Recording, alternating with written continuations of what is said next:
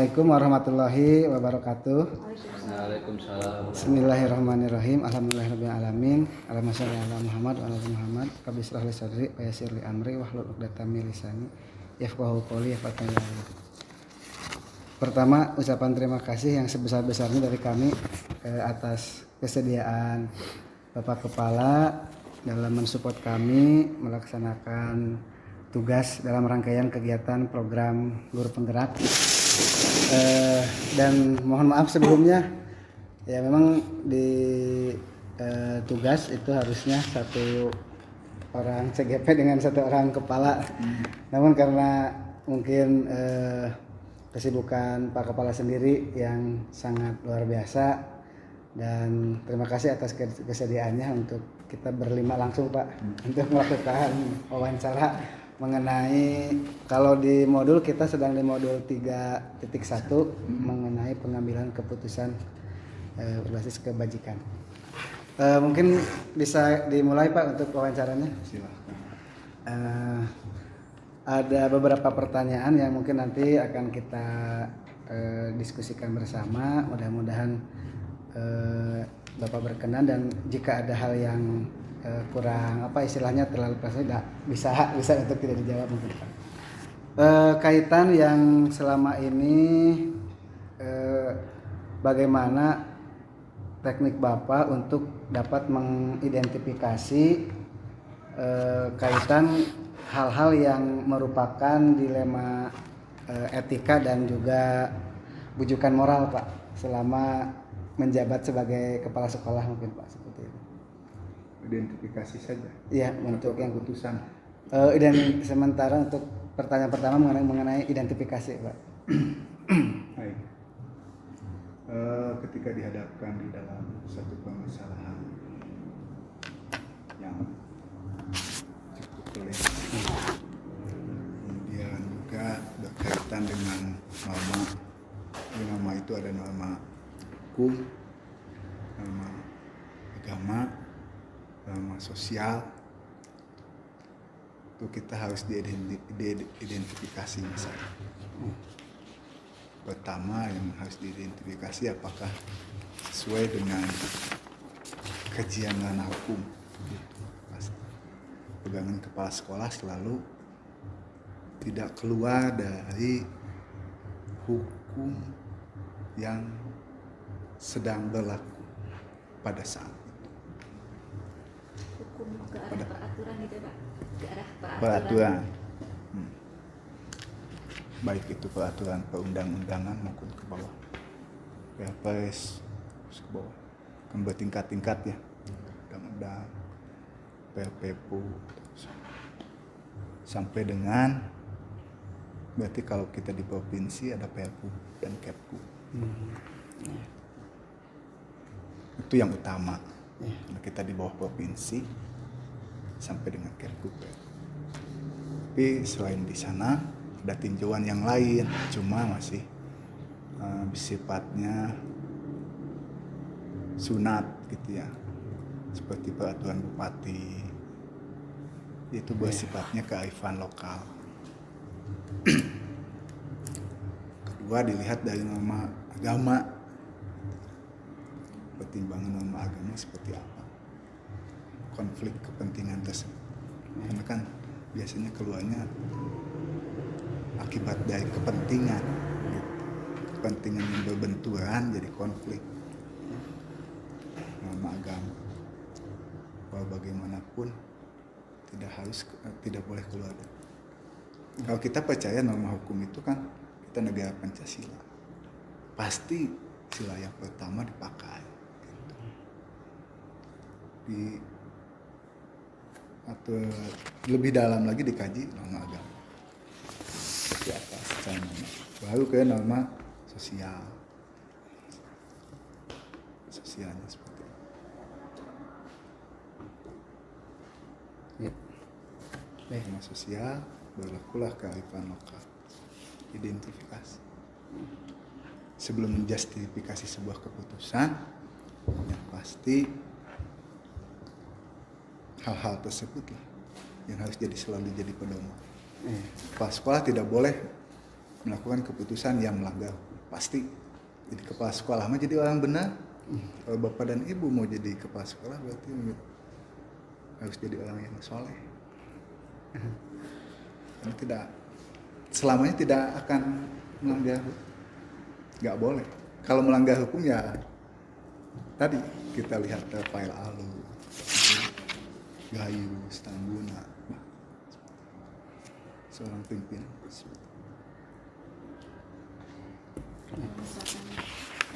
Ya. Kalau misalkan terkait dengan rujukan moral,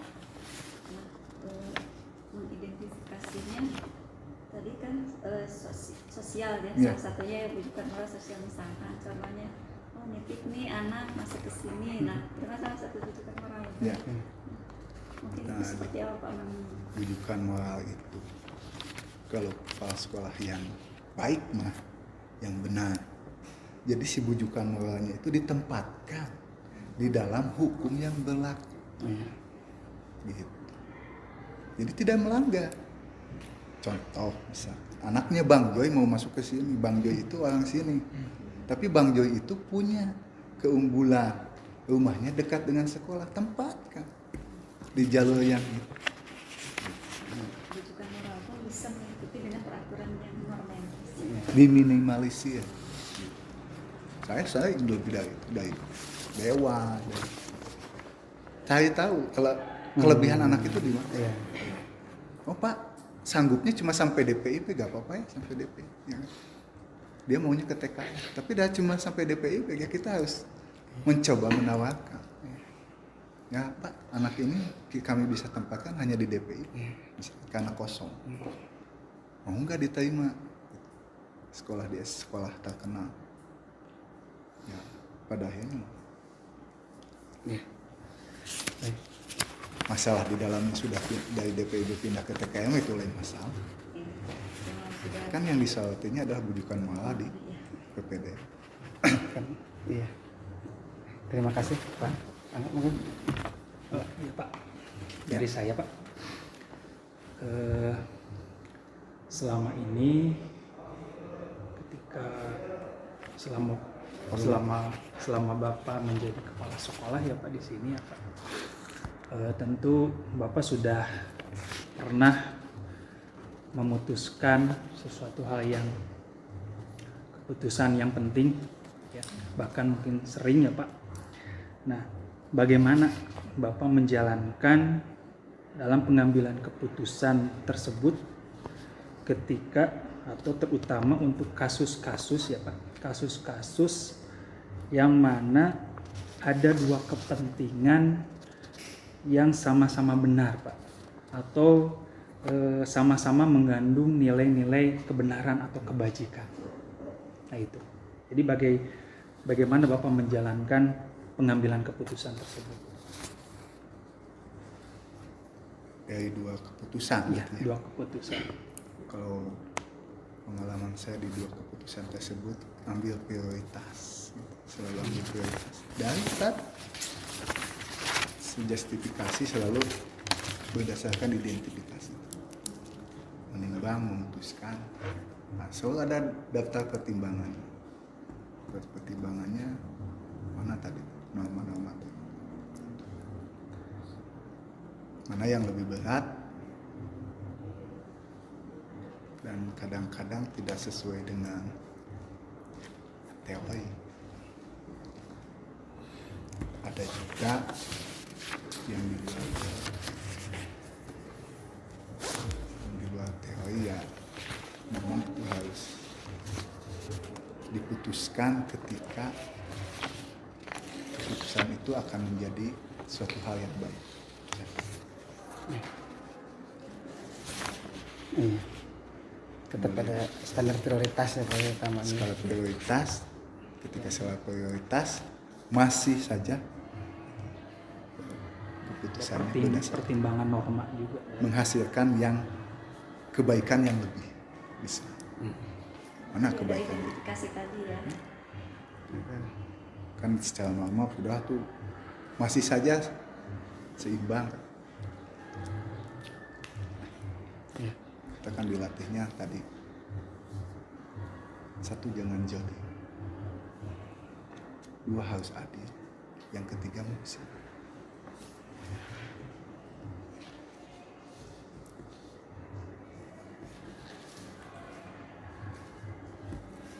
Oke, lanjut. Ya mungkin Pak, dari saya menyambung dengan yang tadi Pak Angga. Jadi proses pengambilan berdasarkan prioritas, kemudian tadi mengedepankan keadilan dengan beberapa pertimbangan dari tiga dua kasus yang dua masalah yang sama-sama mengandung nilai kebenaran. Nah mungkin Bapak sendiri mempunyai langkah atau prosedur tersendiri atau strategi tersendiri dalam proses pengambilan keputusan yang selama ini Bapak lakukan. Tahapan-tahapan dalam pengambilan keputusan. Pertama, kenali masalah, mulai dari identifikasi masalah. Dua, tentukan akar masalah. Yang ketiga, pertimbangkan berdasarkan keamanan materi.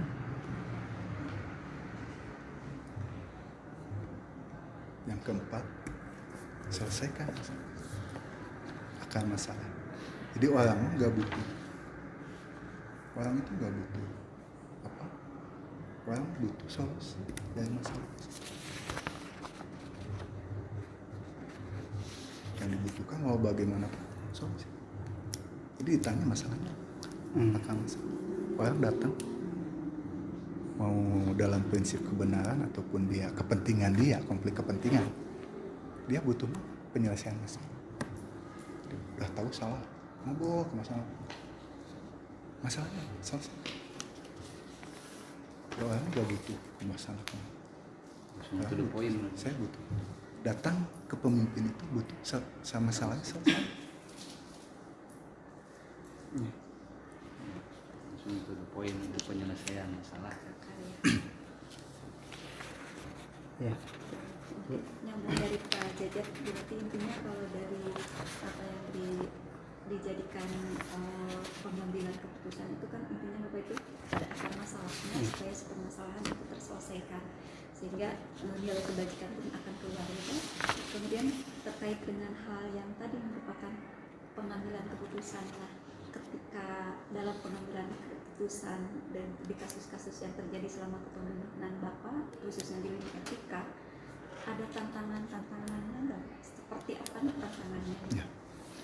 Ya pasti tadi secara konflik kepentingan tadi apa namanya dilema Ya, etika. ketika mau keputusannya pasti keputusan penting. Ya kita harus melihatnya dari berbagai sisi. Pasti. Bagaimana kalau saya di posisi Salman? Dan memang pengalaman yang menentukan. Dan semakin Anda sering bermasalah, semakin Anda berpengalaman. Semakin banyak masalah semakin pengalaman. Bukan kita troublemaker gitu. Semakin jadi ini kajian memang yang ketemu pengawas pernah bilang jadi kedewasaan itu tidak timbul dari angka umur, tapi dari sebagaimana gudang masalah yang pernah dialami. Semakin dia bermasalah di dalam, misalkan Anda sebagai guru, semakin Anda bermasalah di dalam guru, semakin banyak solusi.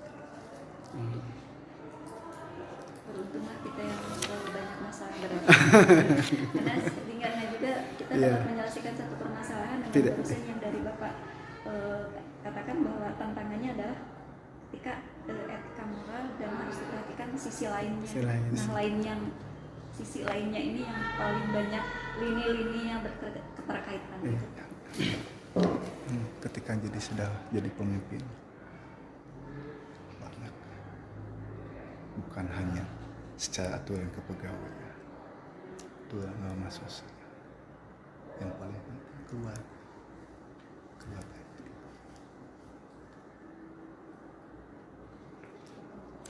Pemimpin memanusiakan.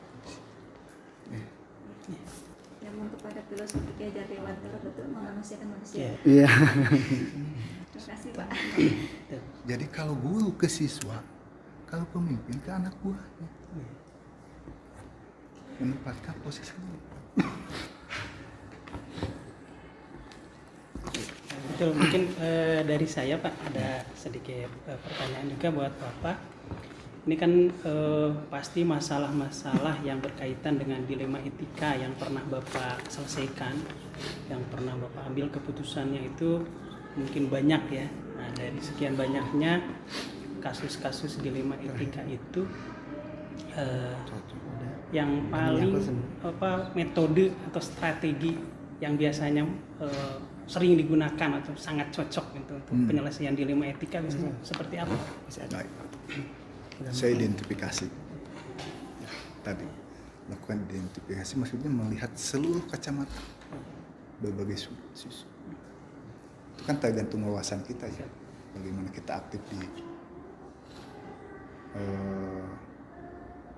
lingkungan kita sebagai guru, ya, karena seperti itu. Bagaimana kita aktif di MGMP, bagaimana kita aktif di masyarakat, kacamata.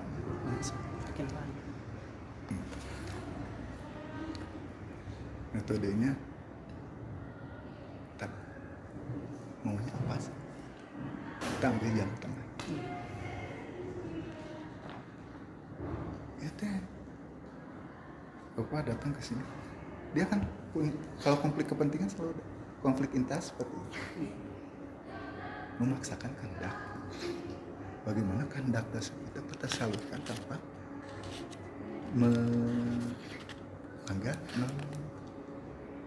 dan baik untuk kami, baik untuk dia.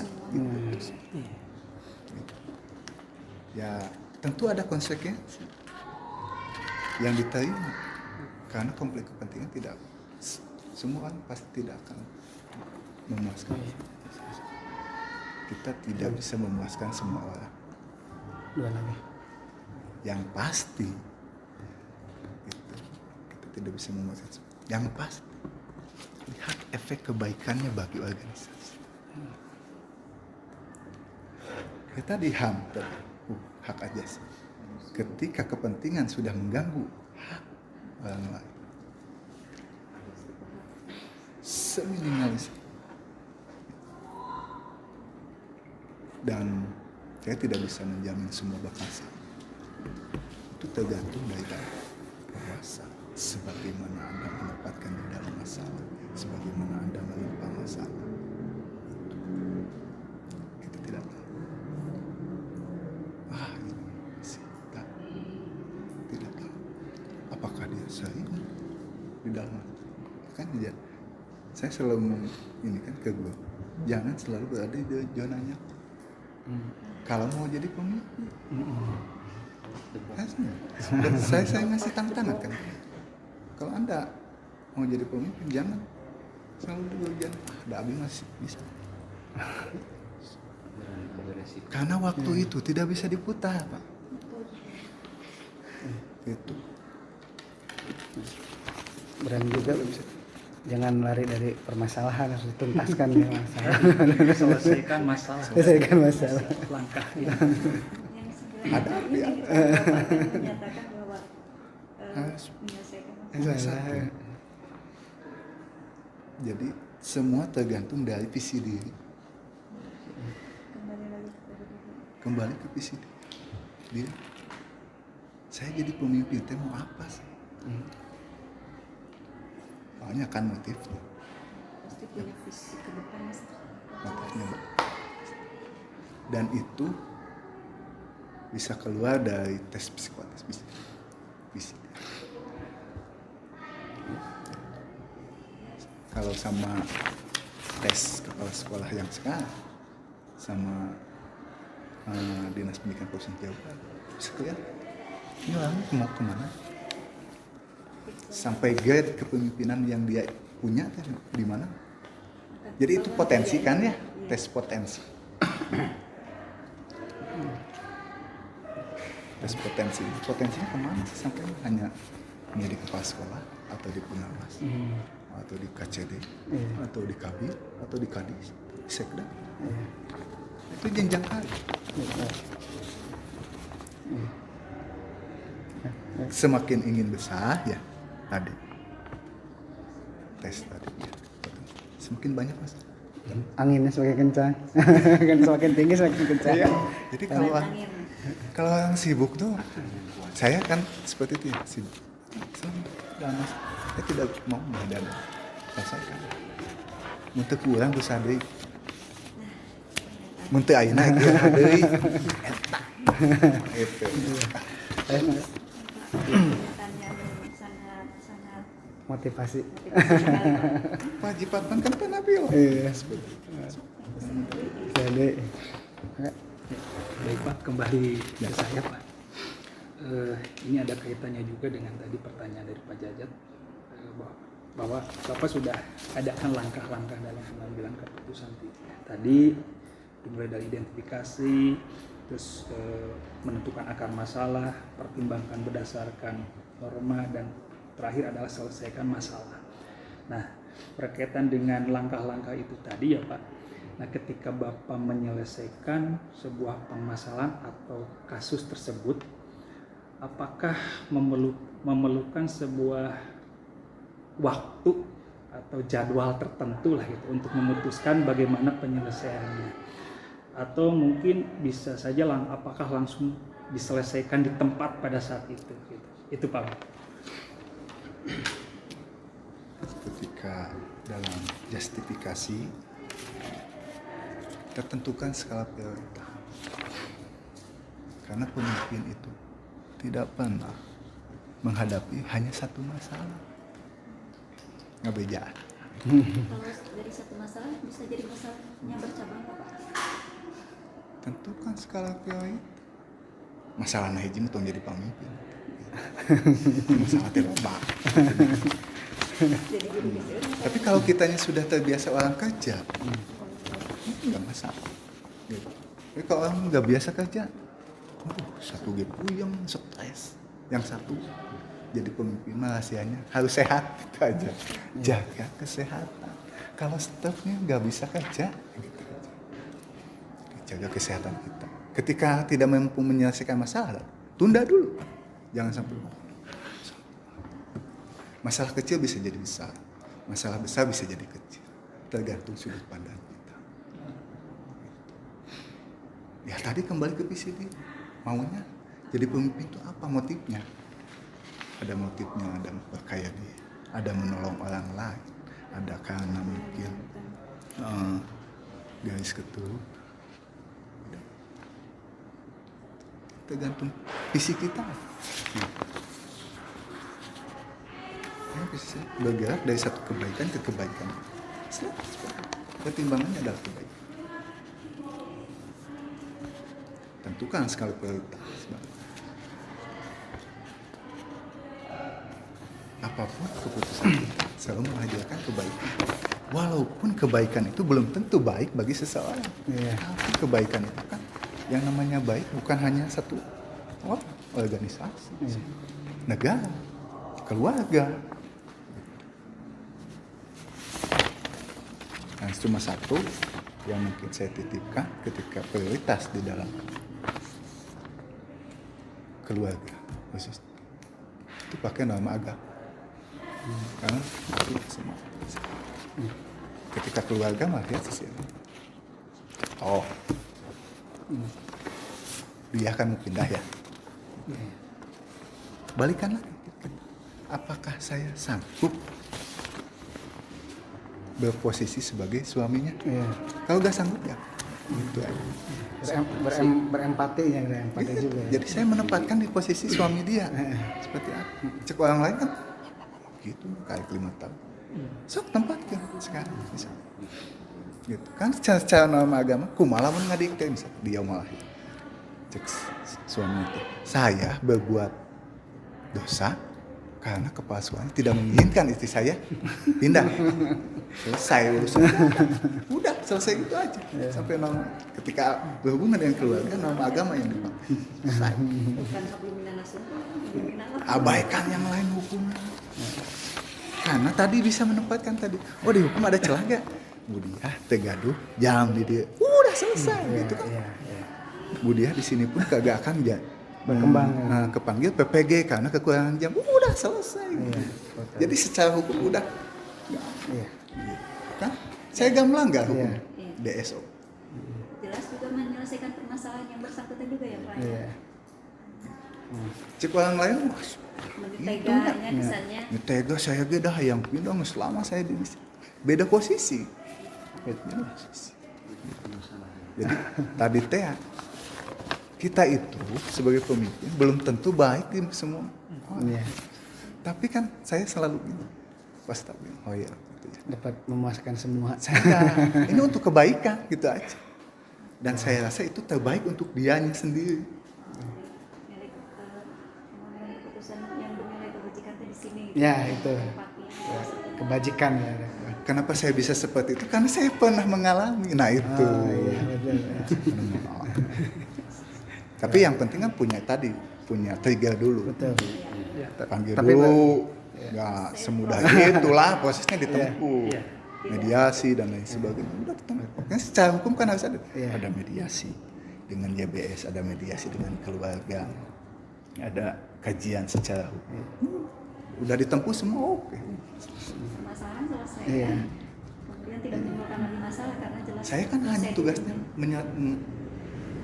menuliskan rekomendasi. Masalah dia pindah atau enggaknya ya kumaha BKD. Makanya saya titipkan ke YB berdoanya bukan ke saya, kepada Allah Subhanahu wa taala yang menentu, yang Maha menentu. Gitu. Dan saya mah gak bisa mindahin. Rekomendasi. Iya. Ya.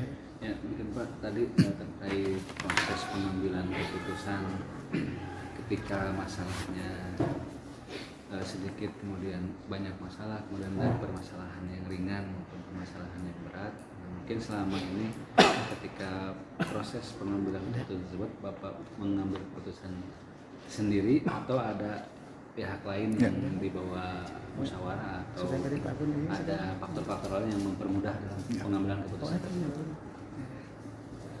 Ketika berhubungan dengan masyarakat umum, itu ya organisasi. Kan kita punya struktur, gunakanlah struktur. Jadi delegasi itu penting bagi seorang pemimpin. Anda kalau selesaikan permasalahan sendiri, nih, delegasikan aja. Ketika sudah bisa selesai di kurikulum, selesaikan di hubit. Dia selalu ada pertimbangan. Ketika sudah ada pertimbangan, jadi selalu masukan itu harus didengar. Tetapi yang penting adalah tadi tetap dari visi diri tadi, keyakinan diri, keputusan itu. Jadi tidak bisa sama semua pemimpin, karena tadi punya style sendiri. Iya, betul. Stylenya Pak Didin gimana, stylenya Pak Dede. Ya, betul. Pendekatan approach-nya yang mana, dan semua punya kelebihan dan kelemahan. Tidak semua baik, tipe pemimpin itu tidak semuanya baik, ada tidak semuanya terbaik juga. Tergantung cara pandang bawahannya juga itu. Iya. Terpemahamannya. Ada masalah yang harus selesai dengan style, ada masalah yang harus selesai dengan Kembali lagi tadi kepada identifikasi ya Pak ya. jadi pemimpin mah kudu sigala kumaha. Tidak saatnya harus benar-benar kembali seperti itu lah Iya. kayaknya. Kalau lihat dari pembicaraan Bapak dari awal identifikasi sampai kepada tantangannya seperti apa. Saya berbicara seperti ini, kalau kalian lulus CG sudah pasti harus jadi kepala sekolah. Dan bapak ibu ini tidak akan mendapatkan diklat seperti kamu. Iya. Harus sudah siap pakai. Abi mah mau di piningan itu kan rahasia sebenarnya gitu. Karena jika bapak ibu sudah jadi pemimpin sudah siap. Jadi angkewe belajarnya nggak memimpin terus. Jadi belajar itu sebelum jadi pemimpin. Jadi Yes, pemimpin mah jadi sudah pemimpin mah. udah gak ada waktu belajar. Sudah implementasi. Jadi belajar itu sekarang. Kalau mau bermasalah sekarang. Gitu. Karena jadi pemimpin kudu nyelesaikan masalah itu. Kudu selesai dah tebu. Sok ek nanangge didatangan ku anak gua nanti mah masalah saya selesai we, Pak. Terus jadi masalah jang bapak matakan gitu kan. Seperti itu. Baik, Pak. Dari saya mungkin ada pertanyaan yang terakhir ini Pak, untuk Bapak. Dari semua kasus-kasus dilema etika yang pengambilan keputusannya sudah dilakukan oleh Bapak, apa mungkin hikmah ataupun pembelajaran terbesar yang bisa Bapak ambil dari setiap keputusan yang Bapak ambil? Jadi ketika kita buat seorang keputusan, kembali lagi ke tadi yang 3 tadi, kita tidak dolim, hindari dolim, berbuat adil, menempatkan sesuatu pada Tuhan. Berbuat bisa. Ya bukan saya yang bilang, Pak, saya minta pada seseorang, mau didoakan apa? Saya lagi depan Ka'bah. Saya mau didoakan jadi orang yang soleh. Saya doakan ya. 15 menit saya doakan Bapak jadi kepala sekolah. Tanya tuh.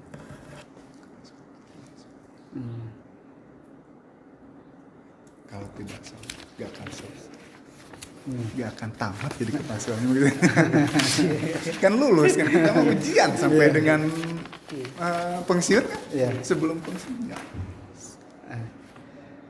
Dan godaan selalu ada di tengah jalan. Nah, Godaan selalu ada. Mungkin inspirasi barusan itu sebetulnya ada tiga yang terinspirasi banget. Yang pertama tidak jujur, kemudian yang adil. Iya. Yang kedua itu ketika yang kata adil. Nah, sebagai leader di satu lembaga itu. Iya. Baik. Mungkin dari kami sudah cukup bahkan lebih Pak. Ya. Terima kasih atas jawaban wawancara ini yang sangat inspiratif dan menggugah kami juga untuk lebih dalam hal pelatihan ini Pak. Pelatihan ini apalagi tadi disampaikan selesai ini kita akan diminta pertanggungjawaban untuk mengimplementasikan ke hal yang lebih bertanggung jawab Pak. Terima kasih sekali dan telah banyak mungkin hal yang Bapak korbankan untuk hadir di sini. Mudah-mudahan terus diberi kesehatan, diberikan kelancaran dan apa yang dicita-citakan juga dapat tercapai Pak untuk Bapak dan juga untuk keluarga. Mungkin dari rekan-rekan ada tambahan? Kalau dari saya terima kasih banget Pak, terutama inspirasinya sebagai pemimpin yang mungkin kami di sini juga nanti jadi calon-calon pemimpin ke depannya. Mungkin salah satu inspirasi yang sederhana saja itu tidak dolim sama adil Pak. Mungkin saya akan coba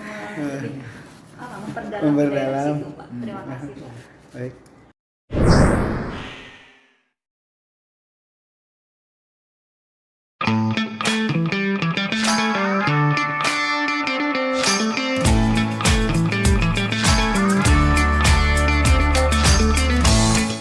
Assalamualaikum warahmatullahi wabarakatuh. Selamat siang Pak Dede. Kebetulan teman-teman kami ini dari calon guru penggerak angkatan ke-7. Mohon maaf Pak Dede di waktu siang ini mengganggu waktunya karena terkait dengan wawancara tentang kepemimpinan pengambilan keputusan dengan bernilai-nilai kebajikan. Mungkin Pak Dede yang sudah menjadi pemimpin selama ini kebetulan di SMK Negeri 1 Pangembangan, bagaimana nih Pak ketika ada satu permasalahan ataupun kasus baik itu dilema etika ataupun rujukan moral, bagaimana cara Bapak mengidentifikasi suatu kasus tersebut? Ya, terima kasih Bu Elis dan rekan-rekan yang lain. Terima kasih atas undangannya untuk wawancara. selama ini yang saya hadapi permasalahan di sekolah memang berbeda dengan teknis yang di kelas ya. Tapi yang terpenting memang harus kecepatan, ketepatan pengambilan keputusan itu yang harus kita perhatikan, dan harus yang paling utama itu yang tentang masalah misalnya seperti ini, kita ada undangan nih dari dinas, tidak bisa diwakilkan, misalnya pada jam itu harus tepat. Ketika akan berangkat di ruang guru misalnya ada keributan, ini masalah. Jelas. Itu kan sebuah dilema. Satu sisi kita harus hadir di kedinasan, satu sisi ini anak buah kita yang harus diselesaikan permasalahannya. Nah, itu harus cepat tanggap. Tahapan yang harus dilaksanakan apa saja? Yang pertama, pasti kita harus yang ada di depan mata dulu. Kita lerai dulu anak buah kita yang sedang berkonflik. Kemudian bagaimana Pak? Itu kan kedinasan harus tetap. Kalau pimpinan kan pasti ada alat komunikasi ya. Iya, betul. Kita komunikasi dulu dengan pimpinan bahwa kita minta izin, ada hal yang sangat urgent tidak bisa dilakukan. Kalau masalah dulu itu tidak bisa diwakilkan oleh Makassar. Iya, Itu betul. harus oleh langsung oleh pimpinan. Kalau hal-hal yang lain itu bisa ya, tapi kalau masih ya kebijakan yang sederhana itu bisa. Masalah sapras, masalah yang lain, peralatan yang lain itu masih bisa. Tapi kalau urusan dengan guru itu sudah tidak bisa diwakilkan. Tidak tidak mau Menyelesaikan jadi itu tempatnya. Lerai dulu, kemudian kita untuk konfirmasi ke pimpinan kita. Pasti pimpinan kita juga akan memaklumi. Jadi jangan sampai ini masalah yang di depan itu malah ditinggalkan. Jangan sampai. Nah setelah itu bagaimana kita ambil salah satu dulu yang masalah konflik bermasalah, kita panggil ngobrol berdua, cari informasi dari salah satu dulu. Setelah itu baru kita cari informasi dari yang kedua. Jadi jangan langsung disamakan ya, nanti akan cekcok pasti. Nah setelah kedua-duanya kita minta keterangan, minta informasi, nah baru kan kita sudah tahu, oh ini permasalahannya seperti ini. Pasti kita tahu lah cara mengantisipasi atau cara menyelesaikan solusinya harus bagaimana. Kalau sudah tahu dari informasi dari satu sisi, itu persis saya alami pas masuk ke Panbang. Masalah itu. Jadi nyata. Jadi nyata, real Langsung real ya. masalah gitu. Masalahnya langsung real gitu. Dan memang itu langsung selesai. Alhamdulillah. Ada senior yang sudah Itu senior. yang pasti di setiap sekolah pasti ada itu terjadi antara ya. itu terjadi antara senior. Kita minta keterangan dulu salah satu, kemudian yang satunya, setelah itu baru kita selesaikan, kita kasih arahan, kita kasih wacana, dan akhirnya islah. Nah setelah itu baru setelah kita mengislahkan, tidak akan ada lagi sesuatu setelah itu, baru kita berangkat menuju undangan kita. Jangan sampai selesai pas waktu itu, pas bubar ada lagi. Di belakang Di belakang ya. sekolah. Baik Pak Dede, terima kasih. Mungkin secara ini cara Pak Dede mengidentifikasinya kan tadi bentak dulu yang paling terdepan, yang paling terdepan, kemudian mengkomunikasikan, mengkonfirmasikan, baru menyelesaikan permasalahan dari kedua-duanya sehingga insya Allah tidak ada permasalahan selanjutnya, sehingga penyelesaian masalah yang lain Pak Dede diselesaikan, termasuk tadi kegiatan dengan atasan. Mungkin selanjutnya setelah mungkin Pak Angga ada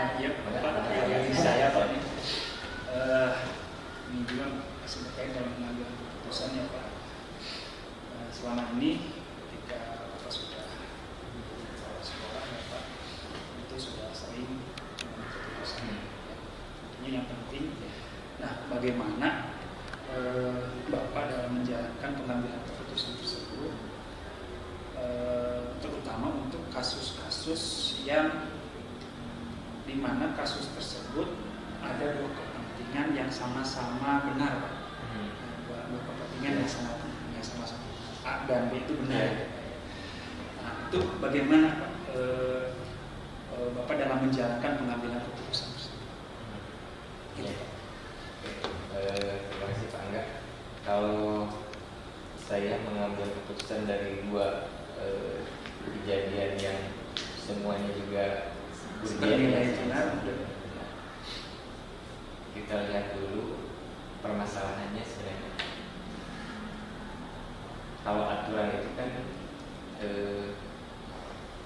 memang buatan manusia ya Pak. Ya.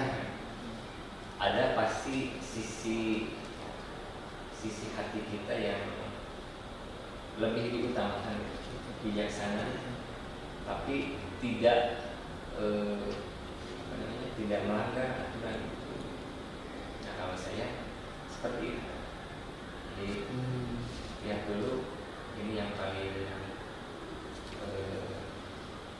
kita ambil bijaksana ini tentang masalah yang kedua ini. Jadi salah satu yang paling prioritasnya, dan jangan sampai nanti merugikan lebih banyak orang. Banyak yang dirugikan, terjadi kerugian yang lebih banyak juga gitu. Jadi itulah yang lebih sedikit kerugiannya. Kalau saya seperti itu. Kalau yang saya alami ya kesannya seperti itu. Ada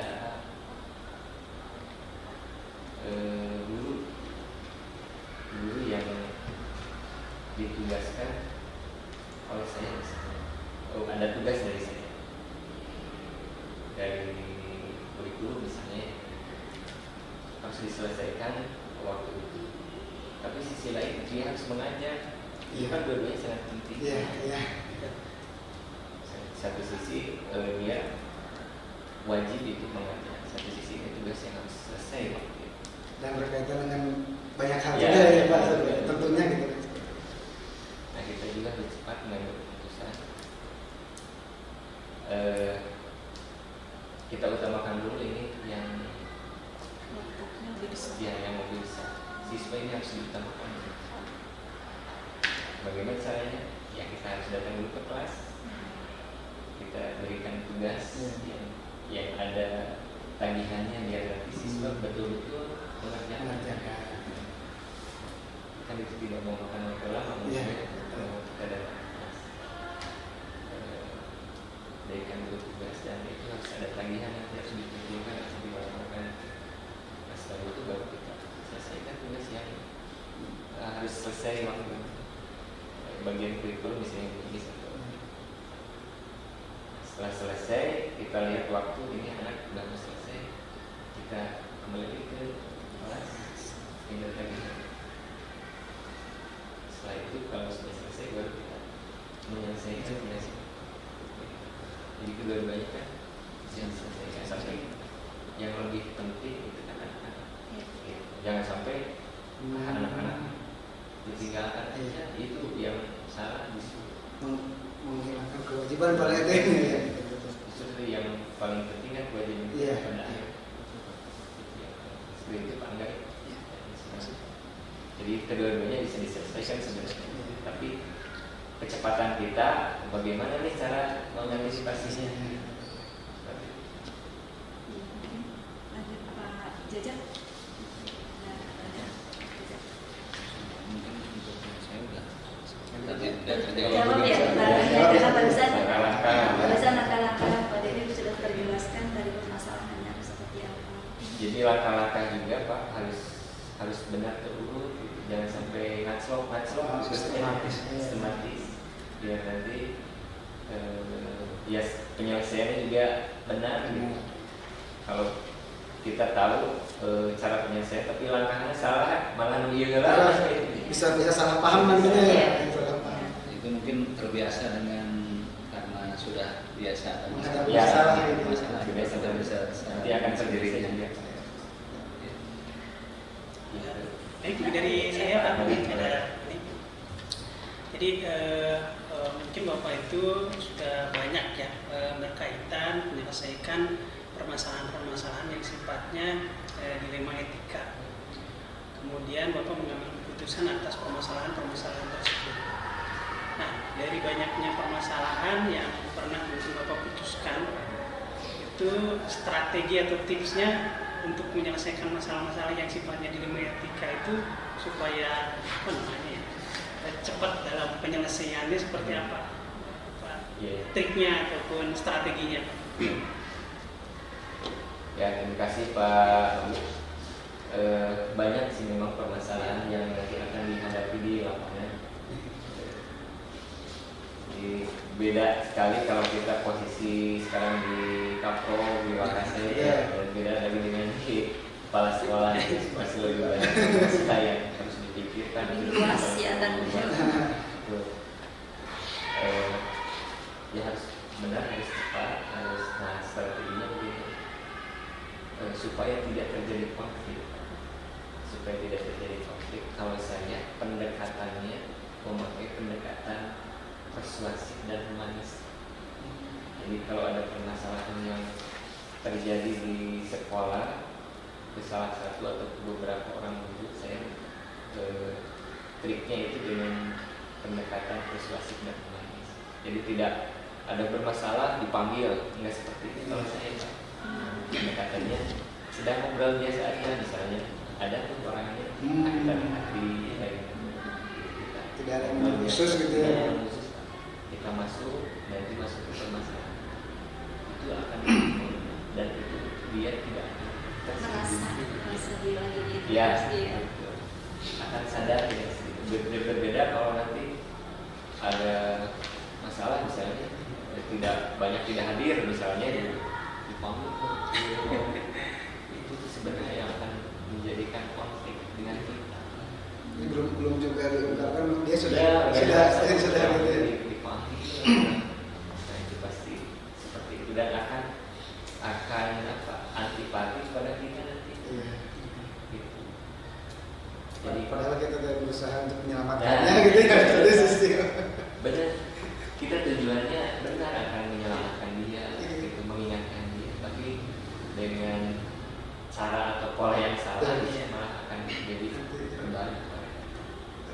Saya punya ini Pak, permasalahan yang di Panumbangan itu guru senior yang sudah pensiun ya, namanya Pak ya Pak itulah itu saya dengar dari guru dan dari kepala sekolah yang dulu yang cerita itu sampai sempat mau berkelahi gara-gara absen. Ya, yang satu Pak kepalanya lagi di mana melihat kimonya ini belum absen, jadi maksa kudu absen ke sekolah. Satu sisi yang itu sedang urgent mungkin ada kegiatan ada yang enggak dulu kan di Pak Yoyo di telepon. Nah kalau saya pendekatannya guys kita ambil dulu nanti pasti bapak ibu tahu lah nanti caranya ya lihat dulu personalnya seperti apa, karakteristiknya pasti nanti kita tahu caranya ya. Bisa juga nanti cari informasi ke guru-guru yang lain sebelumnya Pak ini gimana. Terus kalau kita sudah tahu histori latar belakangnya pasti gampang kan, dan itu terbukti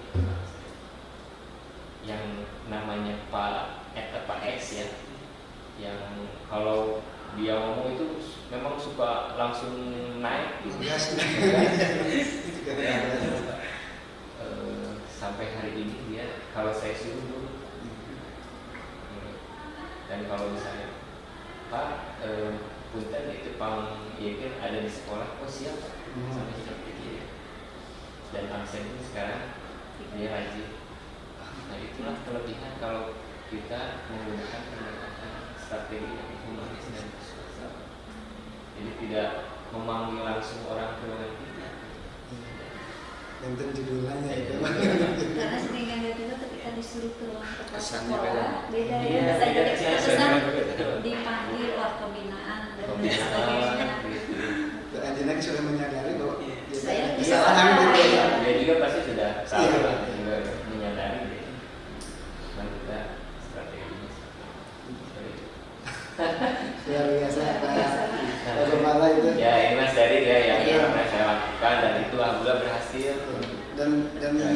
Dan sebenarnya tadi Bapak berbicara dari posisi Bapak sebagai kepala. Iya. Saya dapat merasakan kalau posisi saya sebagai guru pada Iya. guru bisa agak enak gitu seperti itu gitu.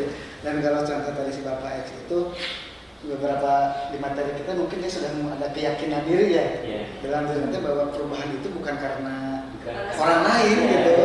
Dari Diri kita kesadaran dalam diri kita seperti itu. kesadaran diri itu akan lebih ampuh, Ampuh. tidak akan mengenal waktu terbatas waktu.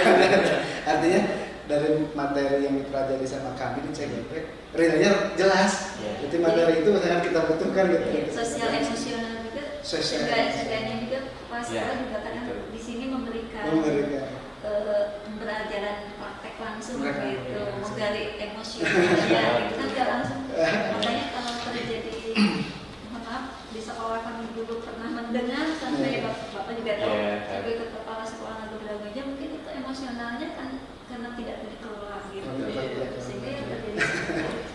Baik. Ya, Bu Eli juga tahu lah yang Iya. suka itu kan kalau sama saya ngobrol biasa dia Iya. nyapa eta Seperti itu. Dan kalau saya pribadi Pak menerima apa yang Bapak sampaikan dapat tergambar dari cara Bapak berkomunikasi sekarang juga.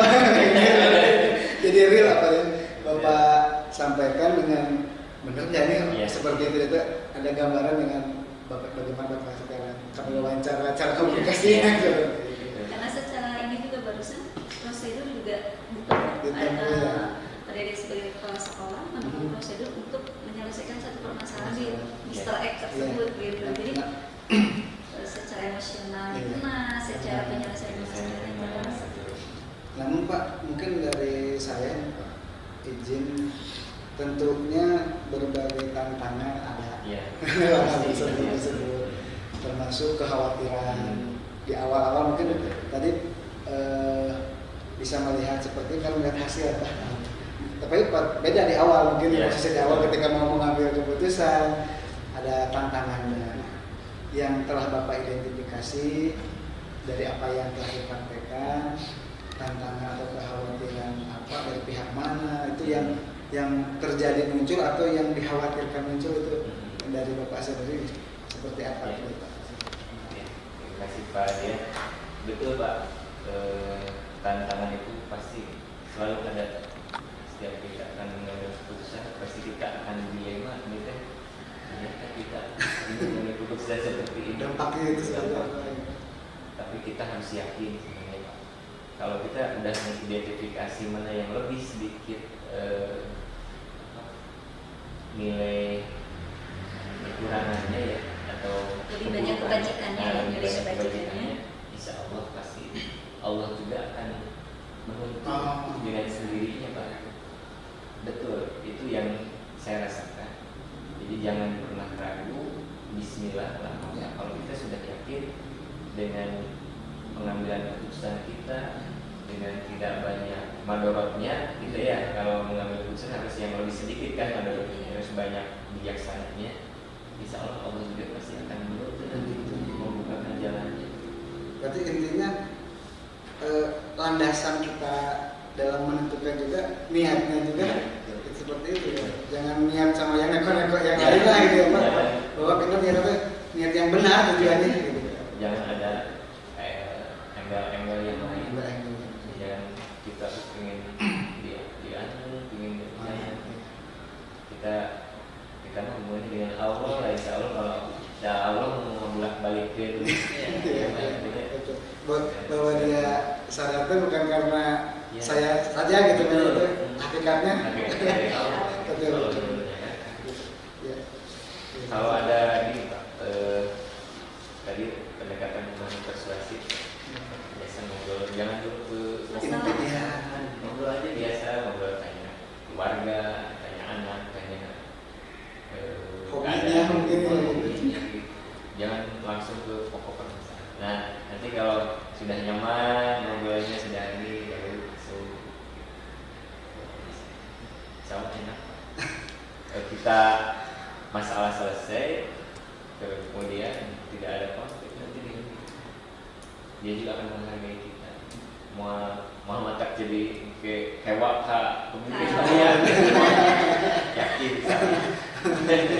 Kecuali yang sama-sama sama-sama keras. sama-sama keras. Dimanapun saya rasa kalau kita sama-sama keras pasti tidak akan selesai. Berkepanjangan Berkepanjangan masalahnya. masalah. Mungkin Dan di tiap sekolahnya pasti gitu ya. pasti Di ada sini yang ada, gitu. pasti yakin lah. Dengan kekhasannya Ya, masing-masing. masing-masing. Kearifan lokalnya, Betul. rasanya tersendiri. Mungkin cara cara penyelesaian juga berbeda-beda. Mungkin selanjutnya Pak Angga masih ada yang mau Baik, dikomunikasikan. saya kembali Pak. Nah, ketika Bapak dalam menyelesaikan sebuah kasus, apakah memerlukan waktu untuk bisa memutuskan ya, bagaimana keputusan yang tepat untuk kasus tersebut, atau misalnya langsung dapat diselesaikan pada saat itu? Nah, ini ingin lebih dijelaskan kembali, walaupun tadi di awal sesungguhnya Bapak kan salah satu indikator untuk pengambilan keputusan itu ada kecepatan. Iya. Nah, ini mungkin bisa lebih dipertegas lagi Betul. seperti itu. Ya, terima kasih Pak Angga. Betul Pak, tidak semua itu harus diselesaikan dengan cepat juga Pak. Lihat dulu permasalahan. Kalau permasalahannya memang harus cepat, ya harus diselesaikan cepat. Tapi kalau permasalahannya ini tidak dengan cepat pun kita harus hati-hati, kita harus teliti dulu, jangan sembarangan ngambil keputusan. Itu ada sebuah permasalahan juga, ada yang seperti itu Pak. Jadi diidentifikasi dulu benar kan. Misalnya gini, ada permasalahan di anak buah kita ya, misalnya ada pembina yang meminta uang misalnya untuk kegiatan apa, atau seringlah mendengar dari anak-anak atau dari guru yang lain bahwa pembina X meminta uang tapi tidak diberikan ke yang lain gitu, atau tidak diserahkan. Pasti adalah yang seperti itu ya, dan itu juga terjadi juga di sekolah. Nah, caranya gimana? Kita jangan ceroboh, jangan, walaupun emosi ya, kamu bodoh kok udah gitu kayak dulu ya. Kita cari dulu informasi tidak dari satu, dari guru yang satu, misalnya cari informasi yang dekat di mana, atau dengan yang lain yang di luar. Benar kan ya? Waktu itu Pak ini minta uang, nyampe nggak ke yang bersangkutan, misalnya ke kegiatan DKR di kecamatan, misalnya kita informasi juga. Nah, kalau sudah kita tahu informasi dari salah satu, dari dua, dari tiga, kita kan sudah tahu, oh berarti nah, baru kita ambil keputusan harus bagaimana caranya. Nah, tadi kembali lagi ke pendekatan yang kalau dipanggil bisa saja dipanggil, tapi nanti dia merasa berarti tidak bisa bersalah, tapi dengan cara kita yang menjas seperti itu, rumah iya orang pasti ada kontra ya. dan emosinya katanya emosi. Jadi seperti itu ya Pak. Jadi tidak semua permasalahan itu harus diselesaikan dengan cepat juga. Itu lihat dulu permasalahan. Jadi yang kalau memerlukan waktu ya jangan terburu-buru juga. Kan harus lihat dulu kondisinya Nah, seperti apa. betul. Takutnya gini, kondisi orang tersebut ya akhirnya balik ke sekolahnya. Ya. Akhirnya tidak selesai-selesai. Tidak selesai itu. Jadi lihat dulu kondisi dia juga, itu gurunya ya kondisi dia pusing tuh ya, banyak kesalahan. Nah kalau ada ini baru kita hasil. Soal juga ada redanya ya Pak situ gitu. Betul. Ya itu manusiawi. Sosialisasinya bagus nggak bisa maju. Kita juga nih yang ya saya sendiri lah kalau ditekan terus ya berumah pusing ditekan pasti akan naik. Iya. Karena manusiawi kita diberikan hati dan diberikan nafsu juga. Batasan ya. Hanya yang dulu sih. Ini nah cepat kan kalau kita ngobrol dengan Nyambung dengan KSN sebetulnya Pak Adian. Iya. Sosial emosional. Emosional itu kan manajemen diri. Iya. Sebagai Betul. manajemen manajerialnya di sekolah terjadi kan manajemen dirinya yang baik gitu, yang pengelolaan emosinya, sosial emosinya bagus gitu, sehingga ketika kepada orang yang bermasalah pun tidak merasa saya lagi dijustifikasi oleh bersangkutan gitu oleh atasan kita. Berarti keterampilan berrelasi itu ya. Iya, sosialnya kan. Sosialnya. Jadi istilahnya nyambung banget gitu ya. Pak Dede ini memberikan pencerahan yang sangat banyak dari ketepatan dan kecepatan. Mungkin masih ada dari Pak Jajak. Ya, Pak, dari saya mungkin tadi sangat menarik sekali dengan proses pengambilan keputusan yang melihat berbagai sudut pandang, terutama tadi yang sangat menarik itu di pandang persuasif dan humanis.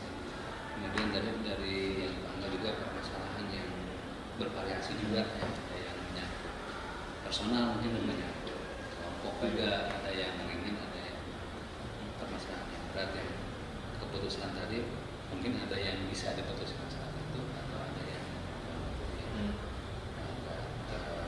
penonton.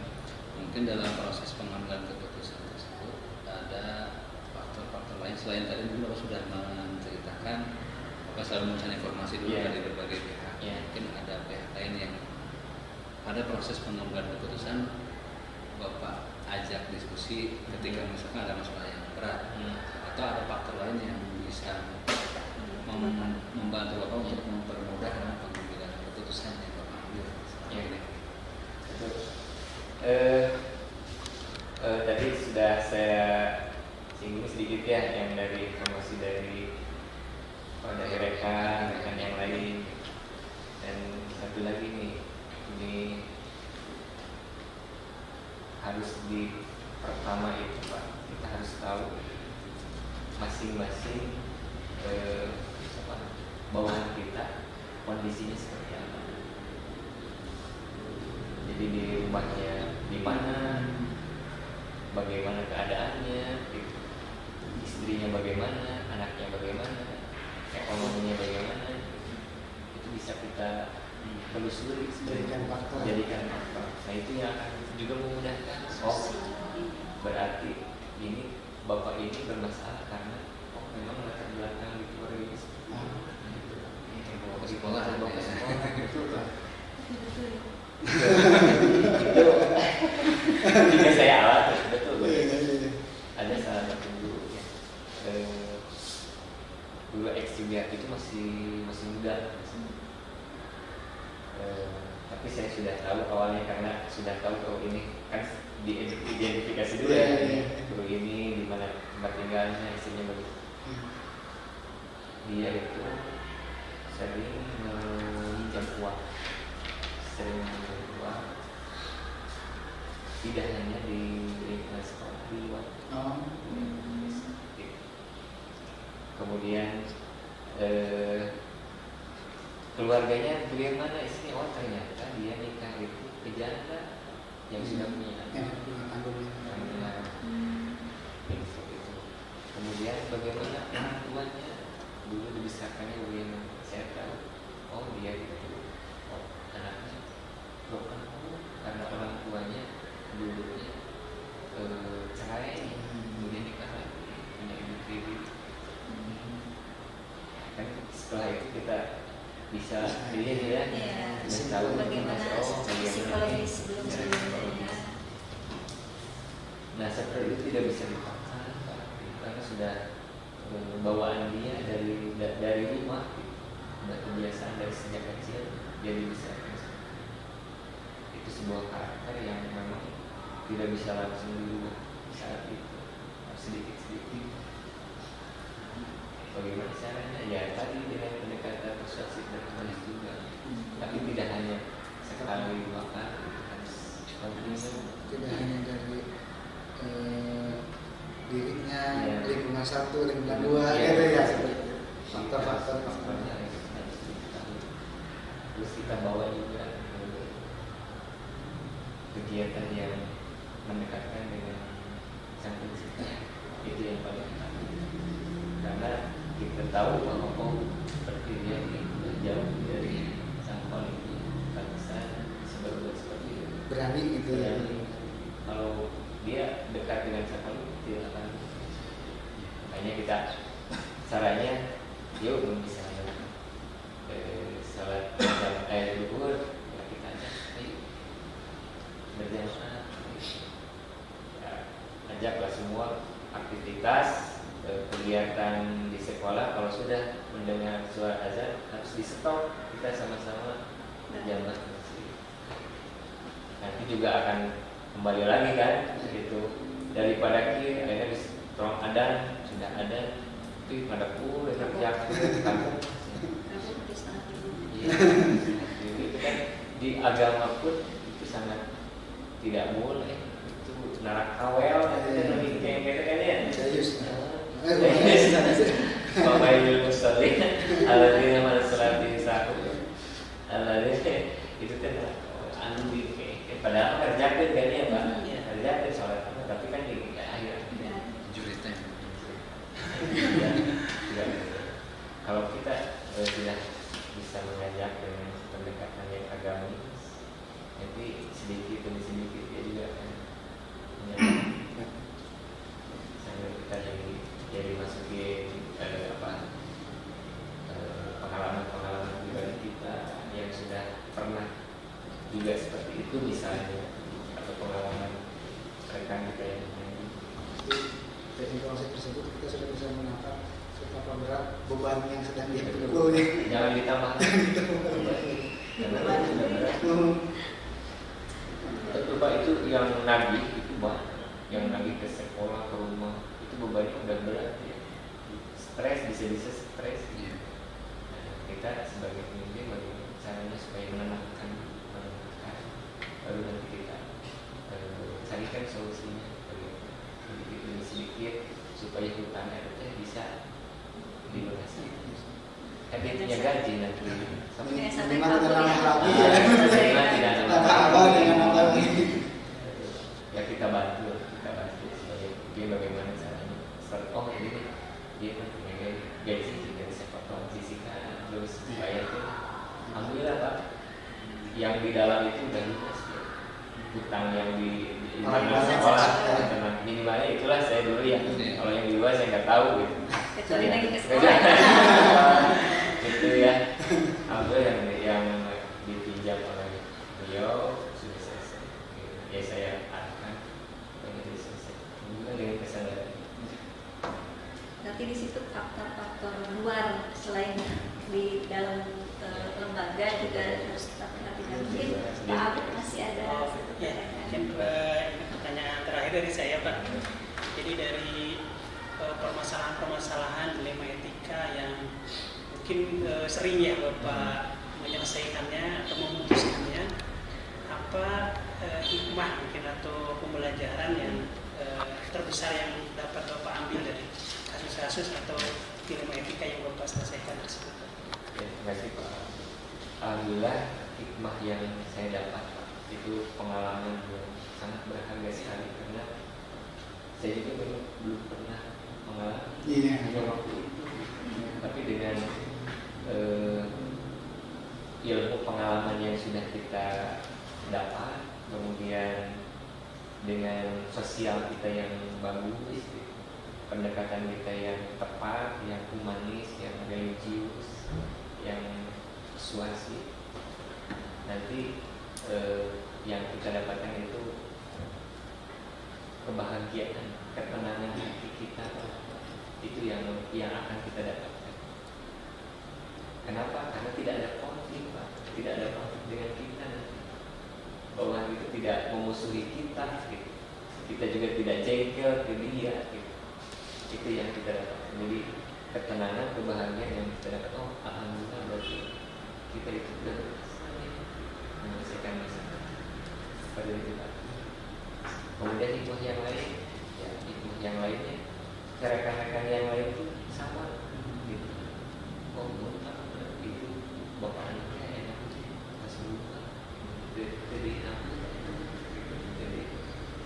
itu yang Tidak dikorbankan. tidak dikorbankan.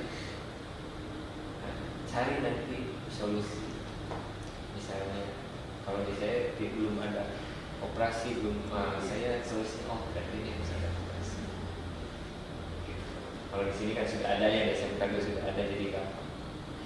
Supaya mereka tertib kalau mau pinjam uang, aturan yang jelas. aturan yang jelas, Anggaran karena di ART-nya ada yang jelas. Kamu kan udah dapat enggak? Betul. Dan di akhir juga dapat juga dapat. SH. Jadi harus jeli kan, cari solusinya. Kira-kira yang belum ada sih di lingkungan yang sedang kita pimpin itu apa? itu akarnya kan dari permasalahannya, Pak. Betul. Sehingga keluarlah solusi Solusinya. yang menyelesaikan permasalahan. Jadi dari akar permasalahan nanti timbul solusi yang untuk jangka panjang. Jangka panjang. Mungkin bukan hanya si Bapak X tersebut yang Betul. menyelesaikan masalahnya, yang diam-diam aja mungkin juga butuh sama. Betul. Iya, mungkin Pak Dede, terima kasih banyak nih, banyak sekali hal-hal yang penting, yang paling inti, yang paling utama mungkin dari sini ada Pak Dede itu kepada penjelasan terkait dengan dan terinspirasi buat kami di sini. Yang pertama, humanis, persuasif, religius, sehingga karena sejatinya kita sebagai manusia itu harus bahagia, Pak. Harus bahagia. Kita itu membahagiakannya siapa gitu, bahkan mungkin sebagai pemimpin juga membahagiakannya siswa gitu, karena siswa itu unik dan lain sebagainya. Mungkin kalau sebagai seorang pemimpin selain siswa juga ada SDM yang perlu kita perhatikan. Ya. Bapak, terima kasih banyak dari kami. Mungkin ada tambahan dari teman-teman rekan-rekan? Cukup. Baik. Kalau tidak ada, Bapak, terima kasih sekali. Mungkin sangat menginspirasi kami. Mudah-mudahan kami juga bisa menyelesaikan suatu permasalahan dengan cara dan trik yang Bapak kasih. Mudah-mudahan tidak terbentur lagi masalah setelah menyelesaikan permasalahan. Itu, Bapak, terima kasih dari kami. Assalamualaikum warahmatullahi wabarakatuh. Salam. Terima kasih juga kepada rekan-rekan di Bu Elis, Pak Jajat, Pak Angga, Pak Abu, Pak Adi. Mudah-mudahan nanti setelah pelatihan ini, diklat ini, Bapak Ibu semua bisa menyelesaikan dengan cepat dan tepat, dan akhirnya nanti membuahkan hasil yang kita harapkan, yang sangat kita harapkan. Amin. Amin. Dan satu lagi Pak, yang terpenting itu komunikasi dengan siapa? Dengan wartawan, datang wartawan jangan diabaikan, jangan diabaikan. Kita ngobrol dari hati ke hati, dan mereka juga manusia sama. Jadi saya tidak menghindar dengan LSM, dengan wartawan atau dengan siapapun. Mr. X gitu ya. Kita komunikasi yang baik. Mereka juga kalau komunikasi kita yang baik akan menghargai kita. Kalau kita memang tidak ada, ya mereka juga akan mengerti. Ya. Tidak usah dipaksakan. Daripada kita diabaikan, ditinggalkan, itu justru malah jadi ancaman buat kita. Mereka juga akan bisa, gue jangan sampai ditinggalkan. Komunikasi aja yang baik. Ngobrol keluarga, itu sama pendekatannya seperti yang tadi. Kalau gitu, akhirnya dia paham tentang hatinya. Saya juga sering gitu, wartawan sering datang gitu ya. Ya kita kalau memang tidak ada, ya nggak usah dikasih, kita kasih informasi bahwa keadaan sekolah seperti ini. Menanyakan perkembangan sekolah lain gitu ya. Tuh di semua. Iya, penting itu komunikasi. Jangan pilih-pilih. Kalau sudah jadi pemimpin, itu kan jadi hak yang sama dengan yang lain gitu, punya yang sama yang lain, punya warga yang sama, tidak punya kelompok ini, tidak punya kelompok ini. Jangan, kalau kita sudah berpihak kelompok ini atau kelompok ini, udah nama kita akan jatuh dan tidak akan dihargai itu kelompok kita, tapi kelompok yang lain tidak akan dihargai. Jadi kita mah sebagai seorang pemimpin harus adil, harus netral, harus ya akan merata, tidak pilih-kasih, harus sama. Itu mungkin dari bisa banyak sekali masukannya.